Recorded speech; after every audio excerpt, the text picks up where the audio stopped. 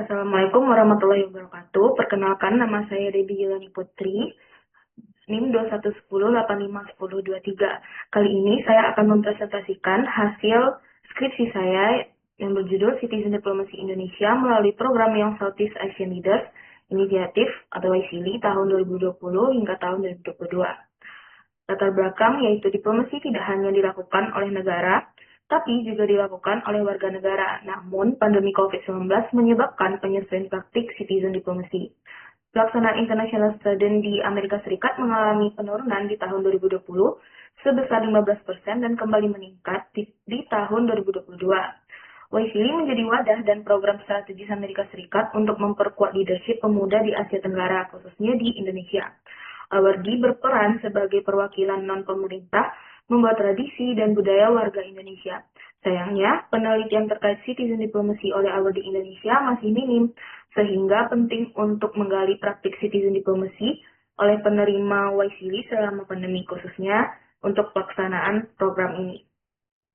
Rumusan masalah yaitu pelaksanaan Citizen Diplomacy Indonesia melalui program YSILI selama masa pandemi COVID-19 menjadi salah satu cara untuk memperkuat hubungan antara kedua negara melalui keterlibatan langsung alumni atau siswa yang sedang menempuh beasiswa YSILI AFP dan TFP. Dengan diadakannya program pertukaran pemuda-pemudi di Asia Tenggara, khususnya Indonesia sebagai cara yang digunakan untuk meningkatkan citra negara. Namun, pelaksanaan citizen diplomacy selama COVID-19 berlangsung berbeda karena tidak terjadinya kontak langsung dengan para awardi dari negara lain. Menarik untuk mengetahui bagaimana sebuah program interaksi manusia dilaksanakan ketika terjadinya pembatasan interaksi dunia. Pertanyaan penelitian dalam penelitian ini yaitu bagaimana Citizen Diplomacy Indonesia melalui program pertukaran pemuda-pemudi yang Southeast Asian Leaders Initiative selama terjadinya pandemi COVID-19 dari tahun 2020 hingga tahun 2022. Tujuan penelitian yaitu untuk mengidentifikasi bagaimana bentuk pelaksanaan citizen diplomacy oleh alumni sebagai aktor non-negara dalam membangun hubungan antar warga Indonesia dan Amerika Serikat selama pandemi COVID-19 dengan mengidentifikasi melalui 9 dimensi yang dikemukakan oleh Sherry Muller dan Paul Lancelier, yakni identity, representation, variety, activity, scope, resources, duration, intention, dan impact. Manfaat dari penelitian ini, secara akademis, penelitian akan memberikan wawasan yang lebih mendalam mengenai pelaksanaan citizen diplomacy melalui program YSILI selama pandemi COVID-19 berlangsung. Secara praktis, penelitian ini dapat dijadikan sebagai membangun kesadaran bahwasanya program pendidikan yang dilakukan oleh negara termasuk dalam upaya tercapainya national interest. Terdapat 5 tinjauan pustaka, yaitu karya Paul Lancelier dan Cyril Muller yang berjudul Citizen Diplomacy dalam buku Research Agenda for Public Diplomacy. Yang kedua yaitu artikel berjudul Diplomasi Soft Power Indonesia melalui ATC Pendidikan dan Kebudayaan, karya Sartika Susilawati. Yang ketiga artikel dari Fani Triana Putri yang berjudul Upaya Diplomasi Publik Indonesia melalui Australia-Indonesia Youth Exchange Program periode tahun 2016 hingga 2018, artikel yang ditulis oleh Malcolm Ozel yang berjudul Exchange Diplomacy in the Matter of Mutual Understanding During the COVID-19 Pandemic, dan yang terakhir yaitu artikel Manfaat Pelaksanaan Diplomasi Warga di Indonesia yang ditulis oleh Harini Setiasi. Selanjutnya yaitu kerangka konseptual. Dalam penelitian ini, penulis menggunakan konsep citizen diplomacy dari Cyril Muller dan Paul Lancelier tahun 2023. Citizen diplomacy dapat dipahami sebagai hak bahkan tanggung jawab yang dimiliki oleh setiap orang untuk membantu membentuk hubungan internasional. Gagasan bahwasanya individu memainkan peran dalam membentuk hubungan internasional. Konsep citizen diplomacy juga dipercaya sebagai bentuk membangun hubungan dari waktu ke waktu dan bertujuan utama untuk diplomasi warga negara. Lancelier dan Muller mengemukakan 9 dimensi yang menjelaskan upaya individu atau kelompok masyarakat untuk terlibat dalam hubungan internasional dengan mengkonseptualisasikan citizen diplomacy. Dalam tabel ini bisa dilihat ada 9 konsep, ada 9 dimensi dari konsep citizen diplomacy. Yang pertama yaitu identity. Yang kedua representation, variety, activity, scope, resources, duration, intention, impact, dan yang terakhir impact. Selanjutnya itu metode penelitian. Jenis penelitian ini yaitu kualitatif, batas penelitian dari tahun 2020 hingga tahun 2022. Unit dan tingkat analisis. Unit analisis yaitu award di program beasiswa YCD PFP dan EFP. Unit eksplorasinya yaitu pelaksanaan Citizen Diplomacy Indonesia dalam program beasiswa YCD selama berlangsungnya pandemi COVID-19. Untuk level analisisnya sendiri yaitu individu. Teknik pengumpulan data yaitu studi kepustakaan, library research, dan interview, field research sebagai data primer. Teknik analisis data yaitu studi kepustakaan, analisis data, dokumentasi hasil, dan yang terakhir yaitu menarik kesimpulan.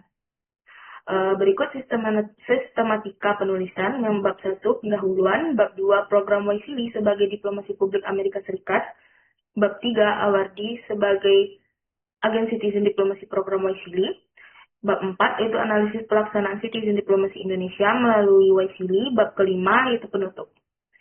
Selanjutnya beralih pada bab 2 yaitu program YCD sebagai diplomasi publik Amerika Serikat. Yang pertama bisa kita lihat yaitu kondisi geopolitik Amerika Serikat. Perubahan politik global pasca Cold War. Jadi Amerika Serikat sebagai negara adidaya memainkan peran besar dalam membentuk arah politik khususnya di kawasan Asia Tenggara. Pergantian kepemimpinan dari Bush ke Obama juga membawa pergeseran strategi politik luar negeri Amerika Serikat. Di masa kepemimpinan Obama, pada periode pertama, Obama mendorong untuk menggunakan soft power sebagai instrumen utama kebijakan luar negeri pada periode pertama pemerintahannya, yakni soft power dan engagement berbasis diplomasi. Dan pada periode kedua, itu Obama mengubah strategi melalui kebijakan pivot to Asia dengan fokus pada ASEAN sebagai kawasan strategis dan meningkatkan keterlibatan Amerika Serikat di kawasan Asia Tenggara.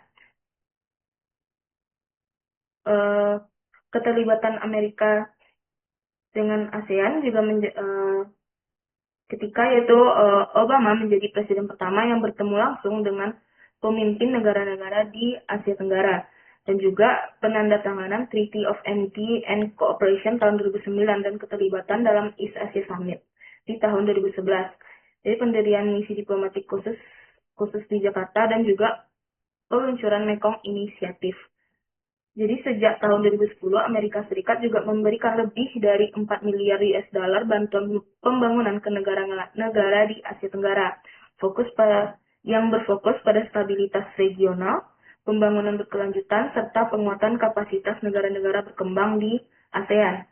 Jadi terdapat 3 tujuan utama dari kemitraan Amerika Serikat dan ASEAN, yaitu making us safer, yaitu stabilitas keamanan, penanggulangan terorisme, dan keamanan maritim. Yang kedua, making us stronger, yaitu ketahanan terhadap pandemi, perubahan iklim, disinformasi, serta peningkatan sumber daya manusia. Yang ketiga, yaitu making us more prosperous, yaitu pertumbuhan ekonomi inklusif, perdagangan bebas, inovasi digital, dan penguatan UMKM. Selanjutnya, sejarah kemitraan Amerika Serikat dan ASEAN. Kemitraan keduanya dimulai dari dialog pertama di tahun 1977, yaitu Amerika Serikat menjadi dialog partner pertama ASEAN, menandai awal dari hubungan formal politik, ekonomi, dan keamanan yang bertujuan untuk menjaga stabilitas kawasan dan mengimbangi pengaruh Uni Soviet dan Tiongkok pada masa Perang Dingin. Selanjutnya, adanya pertemuan tingkat menteri pertama yang diselenggarakan di Manila di tahun 1978 yang menjadi tonggak kerjasama resmi ASEAN dan Amerika Serikat dengan agenda bantuan pembangunan, perdagangan, investasi, serta pertukaran teknis dan pendidikan. Selanjutnya, peningkatan hubungan diplomatik yang terjadi di tahun 2008 hingga tahun 2010. Amerika Serikat menunjuk duta besar khusus pertama untuk ASEAN setelah diadakannya ASEAN Charter di tahun 2007. Dan juga terbentuknya US Mission to ASEAN di Jakarta yang menegaskan komitmen jangka panjang Amerika Serikat di kawasan regional ini. Selanjutnya, diplomasi lebih intens di tahun 2011 karena dengan dibuktikan dengan dilantiknya David L. Carden sebagai Duta Besar Residen pertama untuk ASEAN, dan memperkuat komunikasi langsung dan memperdalam program bilateral dan regional. Selanjutnya, sebagai bentuk kerjasama kedua kemitraan keduanya, Amerika juga meluncurkan program beasiswa kepemimpinan yaitu YCD sebagai investasi jangka panjang. Selanjutnya terbentuknya YCD. YCD terbentuk di tahun 2013 sebagai inisiatif Amerika Serikat di masa kepemimpinan Barack Obama. Tujuan utama dari program ini yaitu memberdayakan generasi muda dengan keterampilan, sumber daya, dan jaringan internasional untuk mewujudkan ide-ide nyata mereka. Jadi fokus program ini yaitu pengembangan kepemimpinan, koneksi lintas negara budaya, serta memperkuat hubungan antara Amerika Serikat dan ASEAN. YSEALI ini sendiri juga bermitra dengan Fulbright University Vietnam untuk mendirikan YSEALI Academy di Ho Chi Minh sebagai pusat pelatihan dan pengembangan kepemimpinan regional. Struktur dan bentuk dari program YSEALI. Program YSEALI memiliki struktur yang dirancang secara strategis untuk menjangkau dan memberdayakan para pemuda melalui berbagai program pengembangan kapasitas. Terdapat 5 program di dalam YSEALI. Yang pertama ada YSEALI AFP. YSEALI AFP sendiri mencakup kegiatan residensi akademik, kegiatan pelayanan masyarakat, pengalaman lapangan akademik, lokal karya penutupan, dan juga komponen pertukaran timbal balik yang mengirim pemuda-pemudi tersebut ke Amerika Serikat untuk belajar lebih lanjut mengenai leadership sesuai dengan tema yang mereka pilih. Selanjutnya ada program fellowship profesional atau YCD PFP. YCD ini memberikan kesempatan kepada profesional dengan kisaran umur di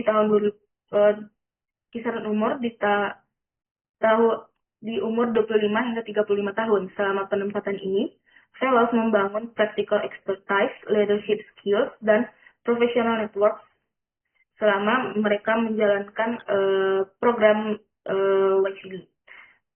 Program YCD juga menawarkan peluang pertukaran dengan tema Civic Engagement, Innovation, dan Entrepreneurship, Natural Resource, dan Society, dan Governance. Perlu diketahui, program YCD PFP ini awardee melaksanakan kegiatan mereka dengan bekerja di NGO atau institusi di tempat yang mereka pilih. Selanjutnya, bab 3. Selanjutnya, Regional Workshop. Regional Workshop ini merupakan program pelatihan intensif dalam kurun waktu pendek yang diselenggarakan langsung oleh pemerintah Amerika Serikat. Workshop ini lebih ditujukan untuk pemuda dan pemudi yang kemudian membuat dampak besar untuk komunitasnya. Selanjutnya, YSEALI Seeds.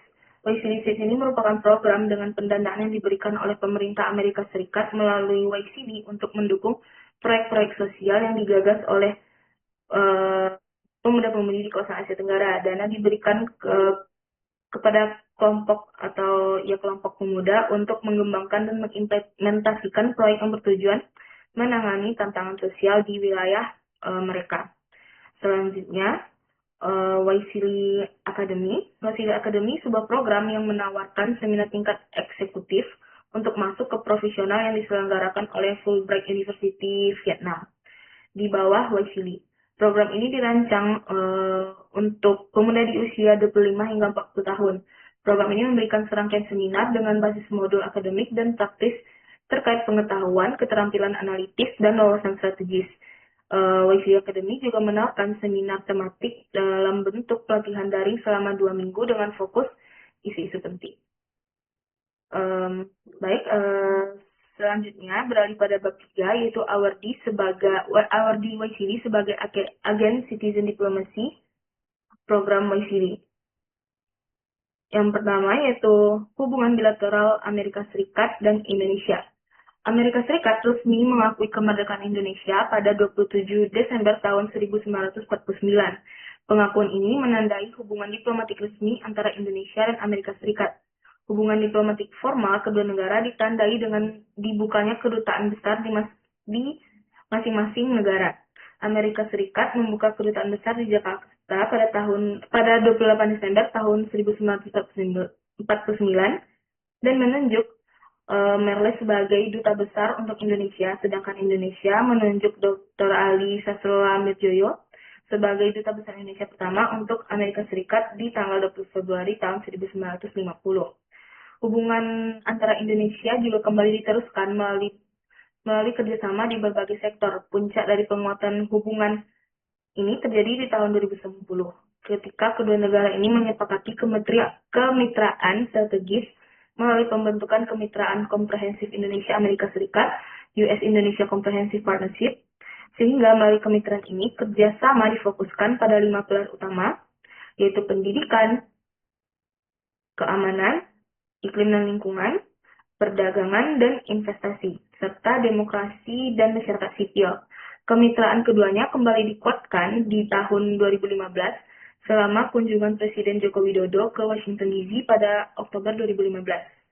Kemitraan menjadi jalan untuk mengatasi masalah yang lebih strategis yang kemudian menciptakan peluang untuk memperdalam Indonesia dan kontribusi bersama Amerika Serikat dan kolaborasi pada isu-isu bilateral, regional, dan global. Selanjutnya, WISLI bagi Indonesia. WISLI merupakan inisiatif yang dibentuk oleh pemerintah Amerika Serikat di bawah kepemimpinan Barack Obama di tahun 2013. WISLI dirancang sebagai platform untuk membina dan memperkuat hubungan antara Amerika Serikat dan negara-negara Asia Tenggara dengan memberdayakan potensi pemuda khususnya di Indonesia. WISLI berperan penting sebagai agen perubahan dan juga diplomasi warga negara citizen. Dengan lebih dari 60% populasi Indonesia berada di bawah usia 35 tahun, WISLI menjadi sarana pemberdayaan pemuda Indonesia agar mampu menghadapi tantangan global dan membangun jaringan lintas negara. WISLI berkontribusi besar terhadap penguatan leadership pemuda Indonesia melalui pelatihan, pertukaran ide, dan peningkatan kapasitas intelektual. Hubungan Amerika Serikat dan Indonesia dalam pendidikan mengalami perkembangan yang signifikan. Dilihat dalam pertemuan bilateral antara pejabat tinggi kedua negara yang semakin intens, terlebih Indonesia berpartisipasi dalam ASEAN Leaders Summit di Washington DC yang menunjuk komitmen kedua negara. Hubungan kedua negara juga diperkuat dengan Amerika Serikat yang menjadikan Indonesia tujuan diplomasinya dengan pengembangan khusus di kalangan pemuda sebesar 43% dari populasi, dan Amerika Serikat memiliki tingkat dukungan sebesar 61% di antara masyarakat Indonesia di tahun 2013. Dijelaskan oleh perwakilan dari Embassy Amerika Serikat untuk Indonesia bahwasanya keseluruhan dari WISLI ini didominasi oleh award di Indonesia. Diakibatkan hubungan kedua negara yang dibanding negara lain di Asia Tenggara, Indonesia memiliki penduduk yang besar. Respon atas program ini juga dilihat sebagai kesempatan strategis sebagai upaya untuk membangun kapasitas kepemimpinan pemuda, memperluas jejaring internasional, dan menerapkan inovasi sosial di tingkat domestik. Pemerintah mendukung penuh program ini dan dapat dilihat dari dukungan pemerintah seperti pada tanggal 24 Februari 2003, Sekretaris Kabinet bersama Kedutaan Besar Amerika Serikat menyelenggarakan WISLI PSP Information Day untuk informasi program Professional Fellowship. Hal ini menunjukkan bahwa pemerintah proaktif dalam menyebarluaskan dan mendukung WISLI secara institusional, bisa disimpulkan bahwa Indonesia menyambut WISLI sebagai wadah penting untuk mengembangkan leadership yang mendorong inisiatif berdampak dan mempererat kerjasama antar negara di Indonesia. Selanjutnya, program WISLI sebagai instrumen citizen diplomacy. Di saat globalisasi yang semakin berkembang, hubungan negara tidak lagi hanya bergantung pada aktor negara. Masyarakat sipil juga memainkan peran penting dalam membangun hubungan lintas negara melalui pendekatan dari warga negara. Konsep ini melibatkan peran individu atau kelompok non-government dalam menjalin komunikasi, kerjasama, dan saling pengertian antar bangsa dan saling dengan tujuan untuk mempererat hubungan internasional. Sebagai instrumen, WISLI membuka ruang bagi individu untuk berinteraksi lintas budaya, berbagi pengalaman yang nyata, sehingga interaksi yang dilakukan oleh LRD membentuk dan membantu meningkatkan mutual understanding yang memperkuat hubungan yang terjalin antar awardee dan masyarakat. Program ini sejalan dengan dimensi yang ditawarkan oleh Lankelier dan Muller, yaitu Waisili membentuk identiti pemuda sebagai pemimpin masa depan, memberikan mereka ruang representasi di forum internasional, serta mendorong variasi aktivitas yang mencakup isu lingkungan, kewirausahaan, tata kelola, dan pendidikan. Dukungan finansial dan teknis dari pemerintah Amerika Serikat menyediakan resource, sementara keberlanjutan jejaring alumni menunjukkan aspek durasi dalam pelaksanaan kegiatannya. Selain itu, intention dari program ini jelas diarahkan untuk menciptakan kolaborasi lintas negara dan impact-nya dapat terlihat melalui inisiatif alumni untuk memperkuat diplomasi publik Indonesia. Selanjutnya yaitu Awardi Program Waisili sebagai agen citizen diplomacy. Awardi Indonesia dalam program Waisili merupakan representasi generasi muda yang memiliki latar belakang beragam baik dari pendidikan, profesi, maupun daerah asalnya. Sebagian besar peserta berasal dari mahasiswa dari berbagai disiplin ilmu, profesional, komunitas aktivis, maupun wirausahawan yang peduli atas isu-isu sosial, lingkungan, dan sebagainya. Seperti salah satu informan yang merupakan alumni Waisili AFP tahun 2021 yang berlatar belakang di bidang kesehatan dan berprofesi sebagai dokter yang kemudian mengambil fokus di bidang environment dan selama melaksanakan program Waisili di cohort East West Center Hawaii. Selanjutnya yaitu juga ada informan yang merupakan alumni Waisili PhD yang juga di tahun 2021 yang berlatar belakang di bidang lingkungan, bekerja di WWF Indonesia, dan saat mengikuti program Waisili ini dia juga sedang apply beasiswa Fulbright yang mana fokusnya juga sama dengan program yang diikutinya ketika mengikuti Waisili. Jadi sebagian awardee memandang Waisili sebagai wadah strategi untuk bertukar pengetahuan bersama expert dan mendapatkan pengalaman lintas budaya, khususnya antara Indonesia, negara-negara ASEAN, dan Amerika Serikat. Keterlibatan mereka dalam Waisili tidak hanya dipandang sebagai kesempatan untuk belajar, mendapatkan ilmu di Amerika Serikat saja, tetapi juga sebagai sarana untuk memperkenalkan identitas budaya di forum internasional. Awardee Waisili berperan penting dalam membangun hubungan people to people antara Indonesia dengan masyarakat internasional, khususnya dengan warga lokal dan warga Asia Tenggara. Secara tidak langsung sebagai agen citizen diplomacy, para awardee membawa nilai-nilai budaya, perspektif lokal, dan identitas nasional sekaligus juga menyerap pemahaman baru yang kemudian bisa saja untuk diadaptasi dalam konteks domestik. Intensi atau niat yang kemudian mendasari keterlibatan awardee juga mendukung berjalannya citizen diplomasi. Walaupun di awal pelaksanaan program Waisili, para awardee tidak menentukan goals ataupun memiliki intention untuk fokus mempromosikan budaya Indonesia. Dengan seiringnya berjalan waktu, hal ini akan tetap dilaksanakan karena identitas yang mereka bawa, nilai-nilai budaya yang melekat, dan adanya dialog atau percakapan intens yang kemudian menyebarkan nilai-nilai budaya Indonesia. Kontribusi awardee Waisili sebagai agen citizen diplomasi juga terlihat dari dampak jangka panjang. Setelah kembali dari program Waisili, para awardee yang pengajuan proposal proyek disetujui akan menginisiasikan proyek untuk kelompok tertentu, tetapi juga terbuka bagi generasi muda Indonesia yang berkomitmen kuat untuk memberikan dampak positif di masyarakat melalui keahlian masing-masing. Dan awardee Indonesia dan awardee Waisili memperlihatkan bahwasanya diplomasi tidak hanya dijalankan oleh negara, tapi masyarakat juga memiliki peran yang besar dengan niat untuk memahami, bekerjasama, dan membangun relasi antara lintas bangsa. Baik, selanjutnya saya akan menjelaskan bab 4, yaitu analisis pelaksanaan citizen diplomasi Indonesia melalui Waisili. Yang pertama yaitu identity. identity. Identitas dalam citizen diplomacy mengarah pada siapa yang berperan sebagai citizen diplomacy dan bagaimana mereka memandang diri mereka. Identitas juga menjadi elemen yang penting membentuk peran mereka sebagai agen diplomat warga negara. Setiap awardee secara tidak langsung membawa identitas yang melekat, baik mereka sebagai pemuda, mahasiswa, dan sebagainya. Juga salah satu informan menjelaskan bahwasanya mereka secara tidak langsung itu, walaupun mendaftar sebagai individu, namun secara tidak langsung menjadi uninformal diplomat Indonesia karena terpilih menjadi salah satu fellow program WISILI. Selanjutnya, juga informan menganggap diri mereka sebagai diplomat warga negara karena yang menjadi perwakilan dari Indonesia di program WISILI. Sehingga secara tidak langsung, walaupun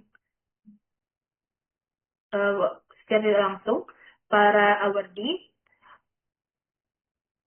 menjadi individu tunggal yang menjadi perwakilan negara Indonesia. Selanjutnya yaitu representasi. Peran dari awardee Indonesia sebagai perwakilan dalam program WISILI tidak dapat dilepaskan dari identitas yang mereka bawa. Identitas personal menjadi seperti latar belakang pendidikan, profesi, dan komunitas menjadi dasar dari pembentukan identitas yang mereka bawa ketika melaksanakan program tersebut.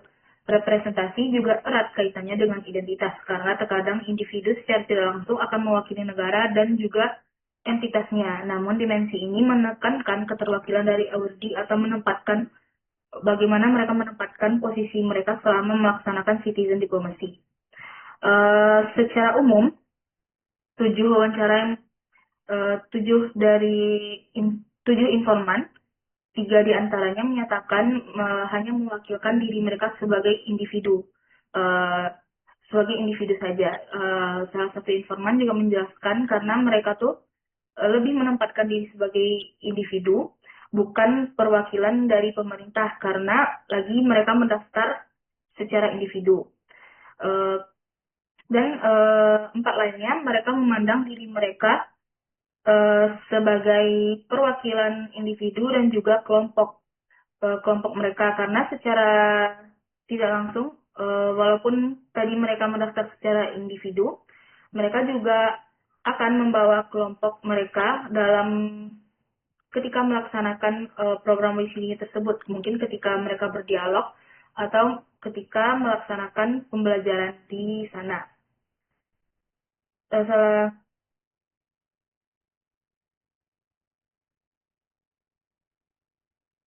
Jadi dalam citizen diplomasi, representasi tidak hanya bersifat formal seperti yang dilakukan oleh diplomat negara, melainkan juga bersifat kultural dan sosial. Maknanya, identitas yang dibawa para awardee yang berfungsi sebagai wajah dari Indonesia di kalangan sesama awardee WISILI maupun di komunitas-komunitas yang mereka ikuti ketika melaksanakan program WISILI. Dengan demikian, individu secara tidak langsung akan mewakili negara atau kelompok yang mereka wakili. Selanjutnya yaitu VELTI.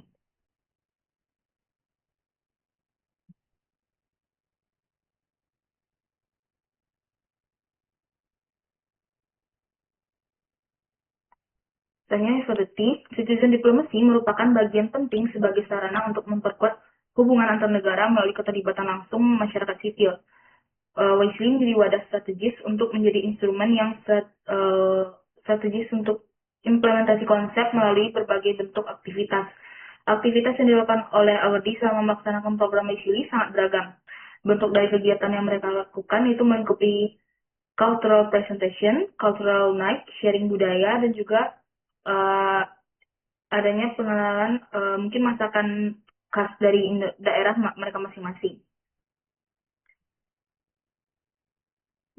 Selama mengikuti WISILI juga mereka diberikan wadah untuk bertukar budaya sesama dengan awardee yang melaksanakan program.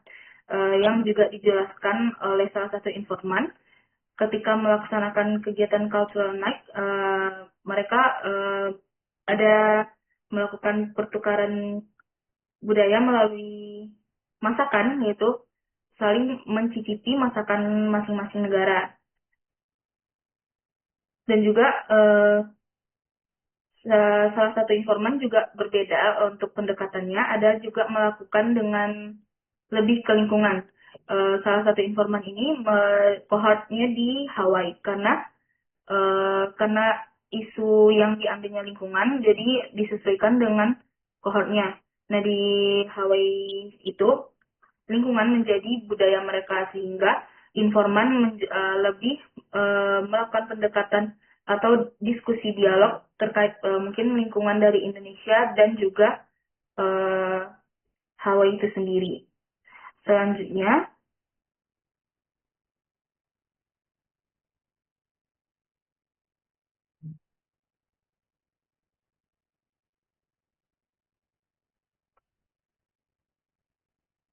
selanjutnya aktivitas.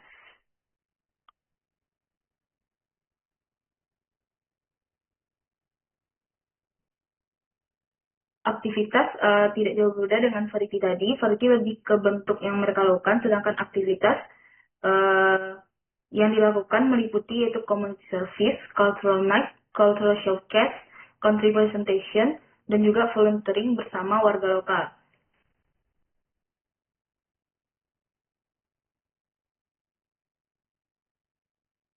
Eh, Pelaksanaan ke aktivitas ini dilakukan oleh para awardee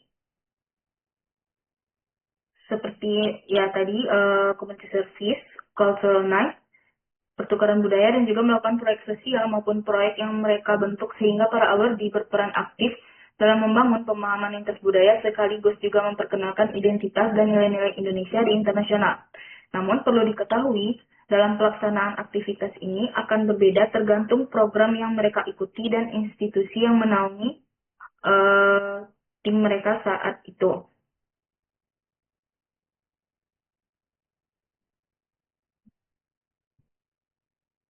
Salah satu informan menjelaskan bahwasanya eh, mereka melakukan cultural night dengan memperkenalkan tarian khas Aceh, yaitu tarian Lekok Pulo, yang mana persiapannya sangat singkat dan mereka mengenakan atribut-atribut yang merepresentasikan budaya Indonesia. Dan juga salah satu informan yang dari YCB PFP karena eh, lebih ke profesional, jadi kegiatan yang dilakukan eh, lebih ke memperkenalkan masakan khas dari Indonesia, khususnya Sumatera Barat. Eh, jadi informan menjelaskan bahwasanya di tempat dia bekerja di salah satu NGO yang menaunginya, mereka melaksanakan kegiatan memasak sesama awardee dan juga pegawai-pegawai yang bekerja di NGO tersebut. Yaitu salah satunya itu mereka memasak rendang.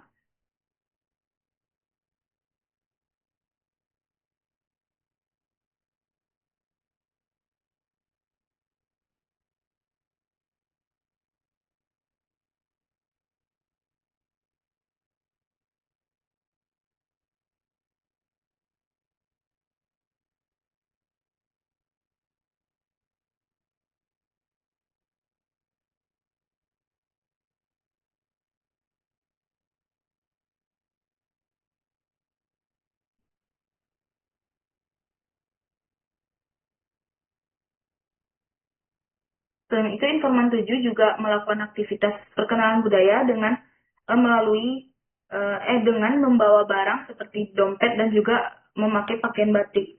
Nah, informan memakai pakaian batik ketika melaksanakan atau melakukan kegiatan resmi maupun tidak resmi. Informan sering menggunakan atribut-atribut khas Indonesia yang kemudian memicu pertanyaan dari masyarakat lokal atau awardee dari negara lain yang kemudian mereka tertarik dengan barang-barang yang dibawa oleh informan.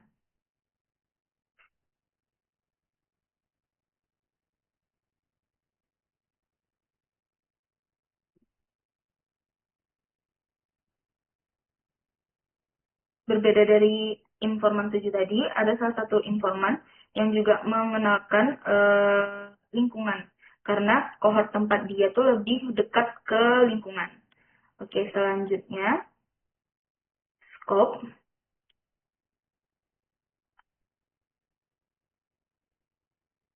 Skop kegiatan dari citizen diplomasi dalam OECD. Scope ini lebih penggambaran nilai people to people dengan melakukan bersama warga lokal, sesama awardee dan pihak Waisili.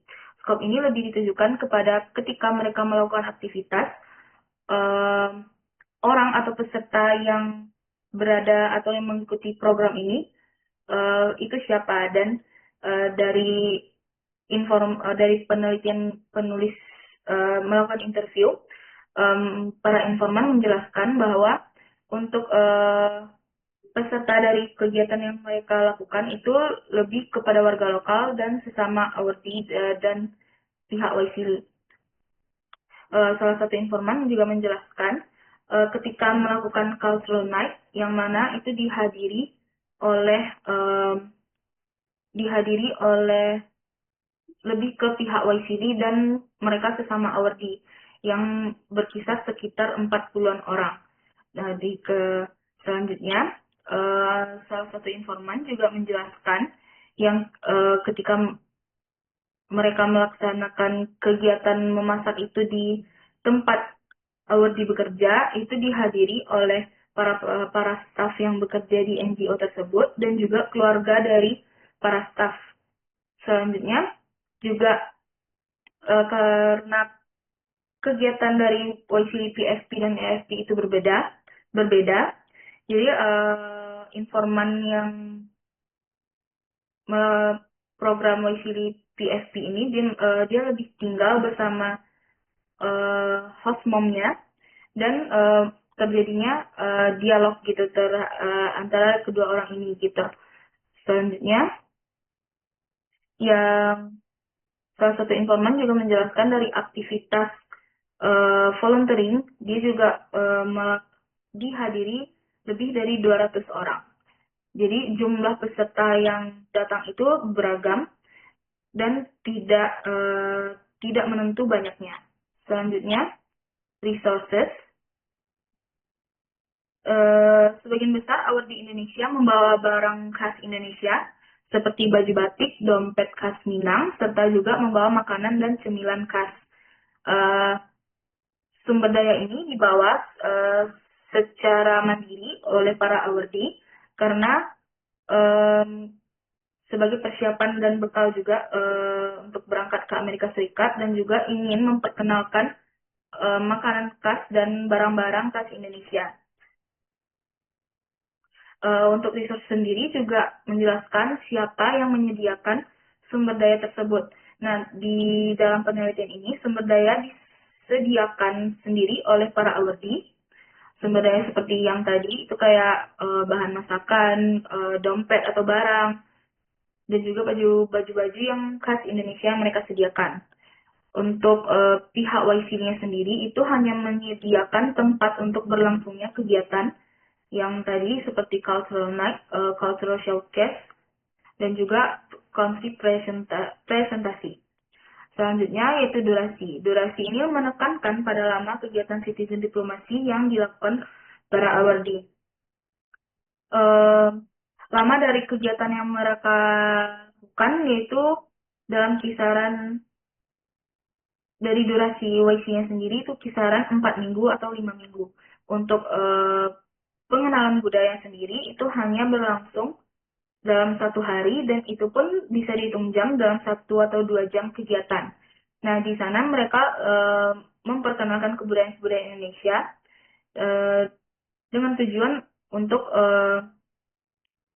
memperkenalkan kepada para Americans dan juga pihak WCD dan sesama awardee dari negara lain untuk mengenai kebudayaan Indonesia. Kegiatan citizen diplomasi yang dilakukan oleh awardee ya, juga dilakukan yang berlanjut di kemudian. Selanjutnya yaitu intention.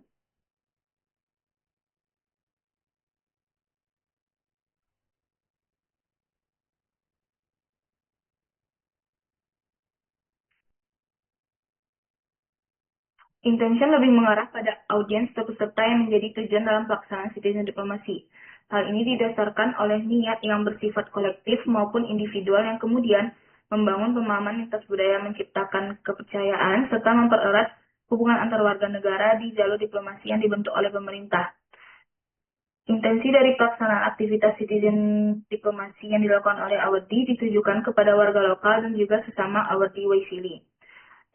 Dijelaskan oleh salah satu informan, audiensnya itu sesama Awardi karena programnya diadakan itu hanya sebatas mereka sesama Awardi dan juga Americans dari pihak YCD-nya sendiri. Selanjutnya juga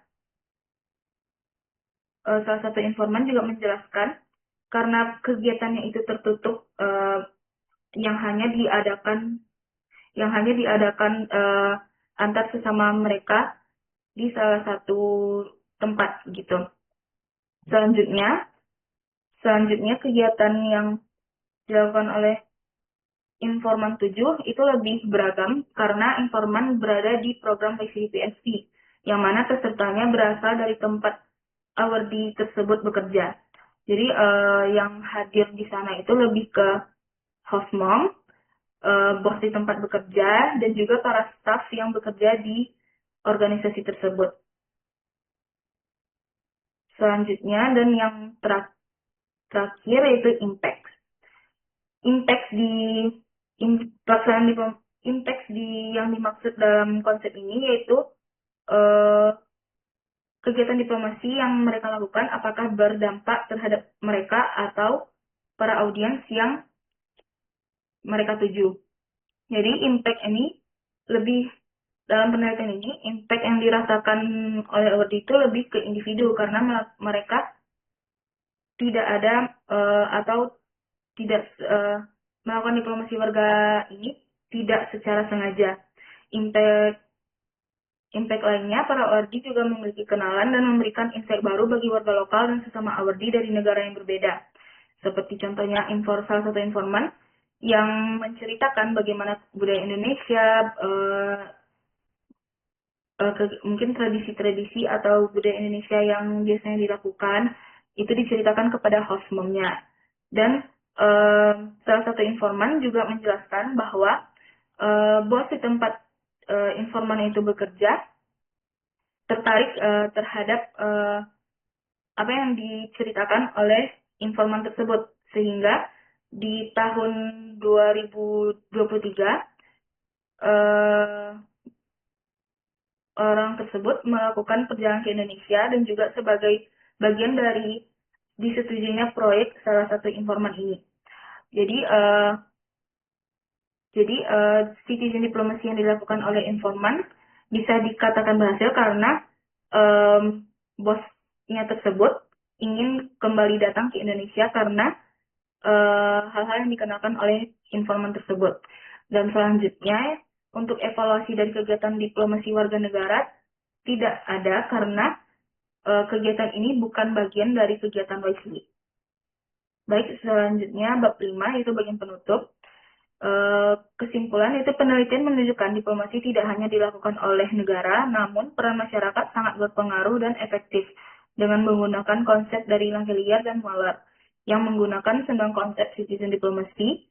Ya, diplomasi didapatkan secara garis besar terlaksana oleh awardi OECD, walaupun para awardi mengikuti program OECD secara individu, tapi identitas mereka tidak lepas dari negara asal mereka yaitu Indonesia. Penelitian menemukan bahwa citizen diplomasi melalui awardi Indonesia berperan aktif dan menjadi agen yang inovatif. Sekian dari saya, terima kasih. Assalamualaikum warahmatullahi wabarakatuh.